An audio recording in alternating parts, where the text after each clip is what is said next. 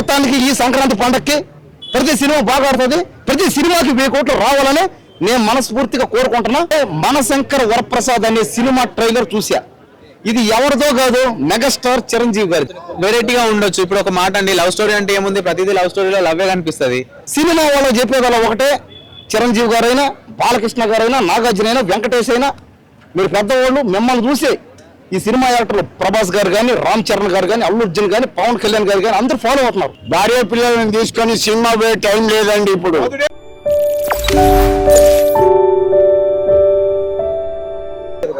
Trailer లోనే అనిల్ రావుపూడి గారు ఏంటంటే మినిమం హ్యూమర్ అన్న చూపిస్తారు. అవును, జస్ట్ ఏదో ఒక్క డైలాగ్ మాత్రమే కనిపిస్తుంది. అవునండి, పూర్తిగా ట్రైలర్ లోనే చూపించాలని ఏం లేదు కదా. ఎందుకంటే అక్కడ పెద్ద పెద్ద యాక్టర్స్ ఉన్నారు. నిజం చెప్పాలంటే సంక్రాంతికి వస్తున్నాంలో ఒక వెంకటేష్ గారు మాత్రమే అక్కడ హైలైట్ పర్సన్. ఉన్నటువంటి ఐశ్వర్య రాజేష్ కానివ్వండి, ఇంకొక అమ్మాయి కానివ్వండి తక్కువ ట్రైలర్ లో చూసుకుంటే. ఇప్పుడు వెంకటేష్ గారిని చూపించాలా, చిరంజీవిని చూపించాలా, నయనతారని చూపించాలా, వీళ్ళందరూ చాలా ప్రతి ఒక్కరు వాళ్ళ ఆడియన్స్ కావాల్సినంత కొంత కంటెంట్ అనేది కోరుకుంటారు. ట్రైలర్ లో అందరికీ చూపించకపోతే ఎట్లా? సో కామెడీనే చూపించాలి అనుకుంటే 3 నిమిషాలలో మరి సినిమా మొత్తం చూపించేయచ్చు కదా. సో ప్రతిదీ అన్నీ ఉంటాయి. చిరంజీవి గారిది, అనిల్ రావుపూడి గారు మొత్తం కామెడీ అని కాకుండా నాకు తెలిసి ఏదో సస్పెన్స్ ఉంటుంది సినిమాలో. సో ఆ సస్పెన్స్ ఏంది అని చెప్పేసి సినిమా చూసిన తర్వాతనే మనం తెలుసుకోవాలి. సో ఫైనల్ గా మీకు ఓవరాల్ ట్రైలర్ అంటే మొత్తం అన్ని ఓకేనంటారా? అన్నీ ఓకే అండి, ఎందుకంటే దేని జోనర్ దానిది. నేను అదే చెప్పాను, మీరు వినిపించుకొని అంటున్నారు. నారి నారి నడమమురాజు వచ్చేసి శర్వానంద్ గారు ఒక లవర్స్ తో తీస్తున్నటువంటి ఉన్నది.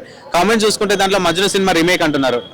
నారి నారి నడమమురారి సేమ్ మజ్ను నాని గారి ఏ విధంగా ఉండనో అదే అని అంటున్నారు. కానీ అందులో ఏముందో తెలియదు కదా. మనం ట్రైలర్ లోనే మొత్తం సినిమా ఎట్లా ఉంటది, సినిమా స్టోరీ ఏంది అని చెప్పలేము. సో దానికి సంబంధించింది అది ఉంటది. రాజాసాబ్ వచ్చేసి హారర్ కమ్ థ్రిల్లర్ ఏం చూపించాడండి మారుతి గారు. ఆయన ఎక్స్పెక్ట్ చేసామో ఈ రోజుల్లో ఒక చిన్న సినిమా తీసి ఎక్కడో బయట తిరిగేటువంటి ఉన్న వాళ్ళని, చిన్న వాళ్ళని ఒక సినిమా తీసి ఇప్పుడు ప్రభాస్ గారితో సినిమా తీస్తున్నారు అంటే అది గూస్ బంప్స్ వస్తున్నాయి ట్రైలర్ చూసిన తర్వాత, విజువల్ ఎఫెక్ట్స్ చూసి. అందరు ఏదో ఏ అంటున్నారు, వేరే అంటున్నారు, కానీ ఆ సినిమా కోసం కష్టపడిన వాళ్ళకి తెలుస్తుంది అవుట్పుట్ ఏంది అనేది చెప్పేసి. సినిమా వచ్చిన తర్వాత మన మారుతి గారు ఖచ్చితంగా గల్ల మళ్ళీ ఇంకొకసారి ఎగరేస్తారండి.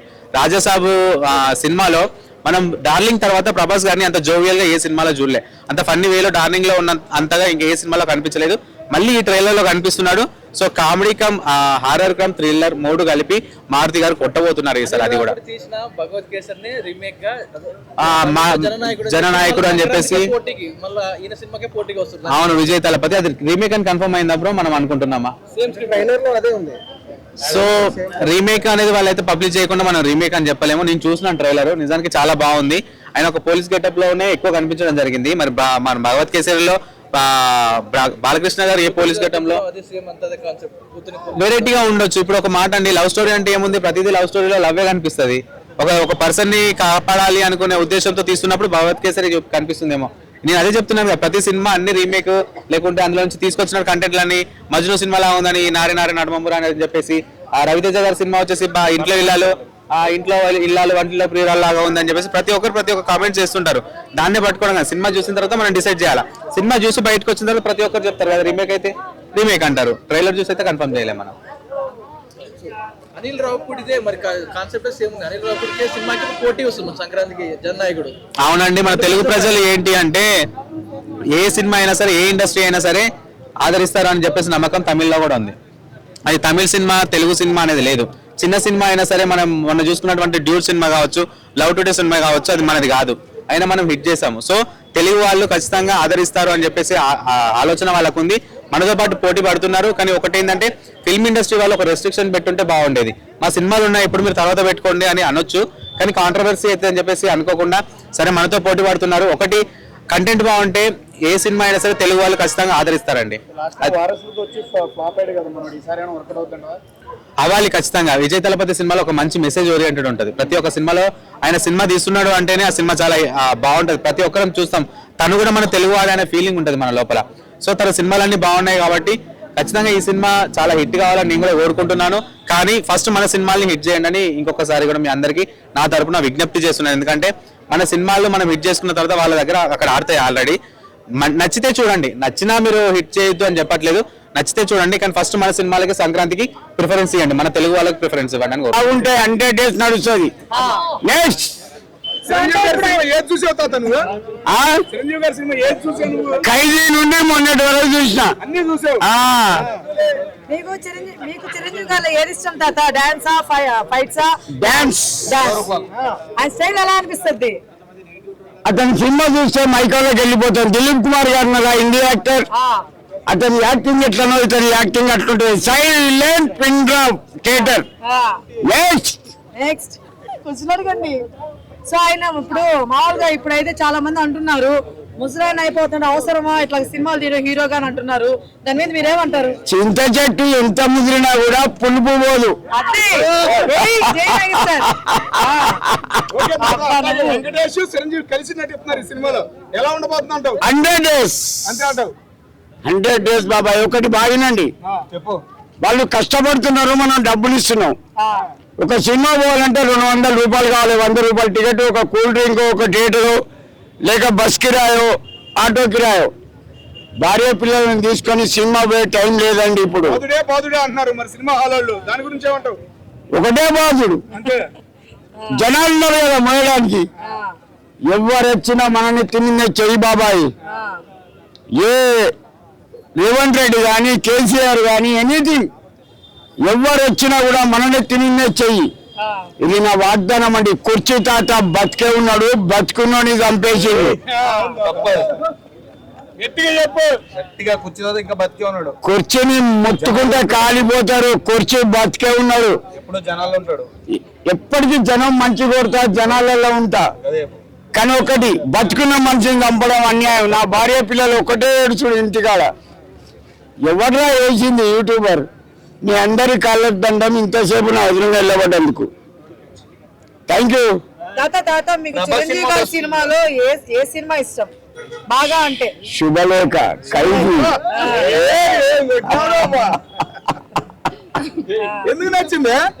ఎందుకు నచ్చింది ఆ శుభలేఖ సినిమా? శుభలేఖలో అతని పాటలు బాగున్నాయి, ఖైదీలో ఫైట్లు బాగున్నాయి. అవునా కదా? అవును.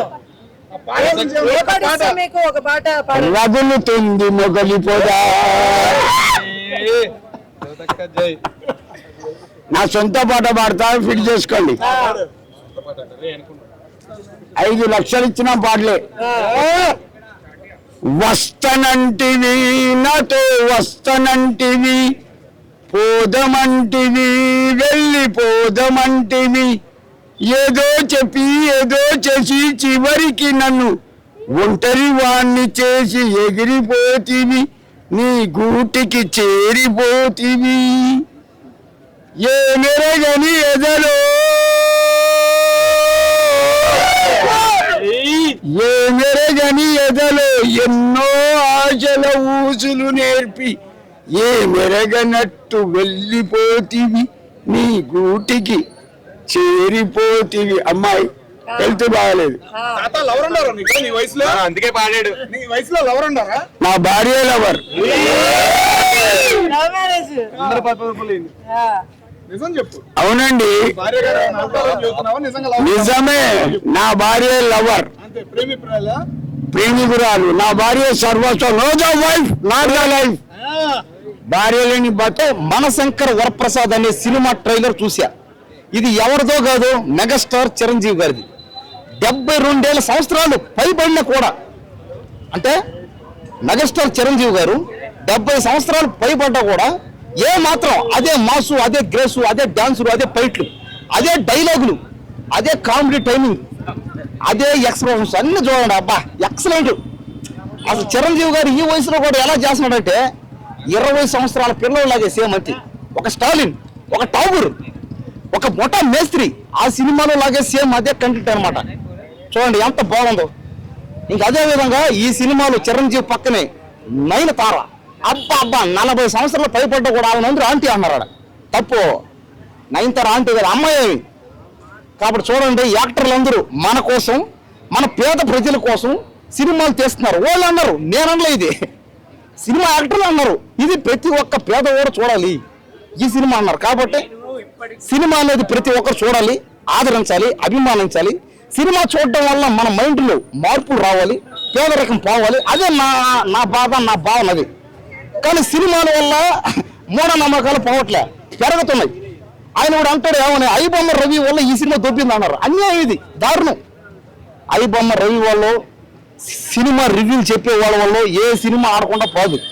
సినిమాలో కంటెంట్ బాగుండాలి, సినిమా చూడడానికి బాగుండాలి, అప్పుడు కానీ ఆ సినిమా ఆడదు. కాబట్టి సినిమా హీరోలు కానీ డైరెక్టర్ కానీ దయచేసి మూఢనమ్మకాలు వదిలేసేయండి, మా జనాల్ని బతకనివ్వండి. మీ వల్ల 10 మందికి మేలు అవ్వాలి కానీ మీ వల్ల కీడు రాకూడదు అనమాట. కాబట్టి ఈ మనశంకర్ వరప్రసాద్ అనే సినిమా ఖచ్చితంగా బాగా ఆడాలి. అదేవిధంగా సంక్రాంతికి వచ్చే ప్రతి సినిమా హిట్ అవ్వాలి, ప్రతి సినిమాకి 1000 కోట్లు రావాలి ఆదాయం. అదేవిధంగా తెలుగు సినిమా ఫీల్డ్లో ఎంతమంది కార్మికులు ఉన్నారో వాళ్ళందరికీ 50% సంక్రాంతి పండగకి షేరింగ్ ఇవ్వాలంతే. ఎందుకంటే పేదవాళ్ళకి మేలు జరిగితేనే నిజమైన సినిమా పండగ అది.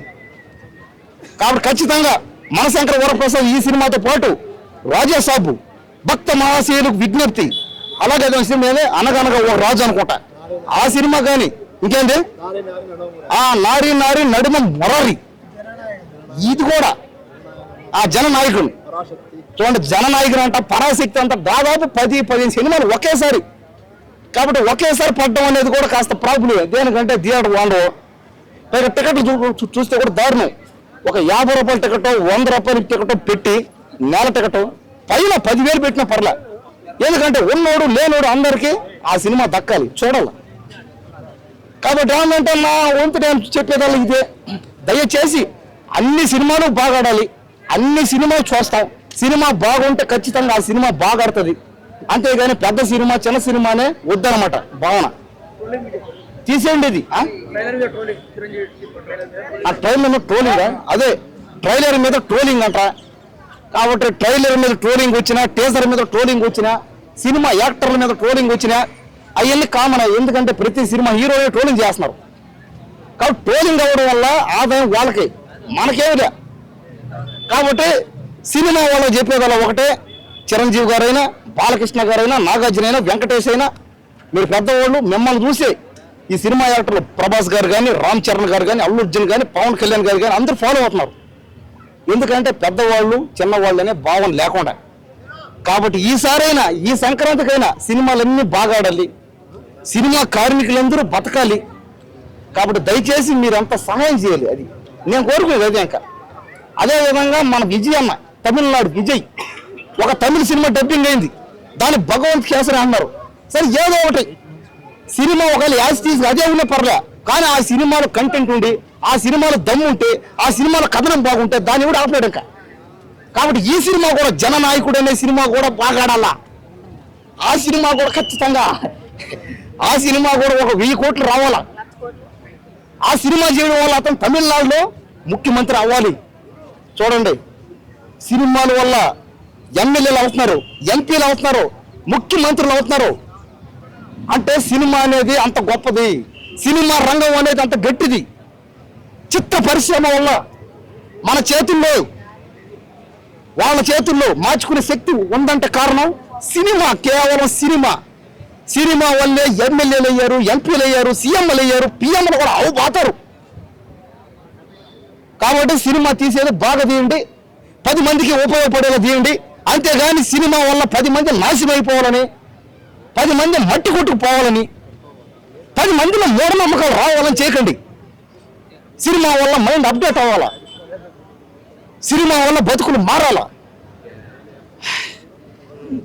సరే స్టాప్.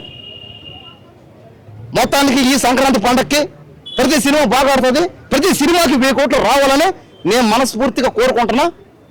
అన్ని సినిమాలు ఆదరించండి, అభిమానించండి. ఈ వీడియో కనుక మీకు నచ్చినట్లయితే లైక్ చేయండి, షేర్ చేయండి. మరిన్ని వీడియోస్ కోసం మా ఛానల్ని సబ్స్క్రైబ్ చేయండి. మీ అభిప్రాయాలు మాకు కామెంట్స్ రూపంలో చెప్పండి. మరిన్ని వీడియోస్ కోసం మా ఛానల్ని సబ్స్క్రైబ్ చేయండి.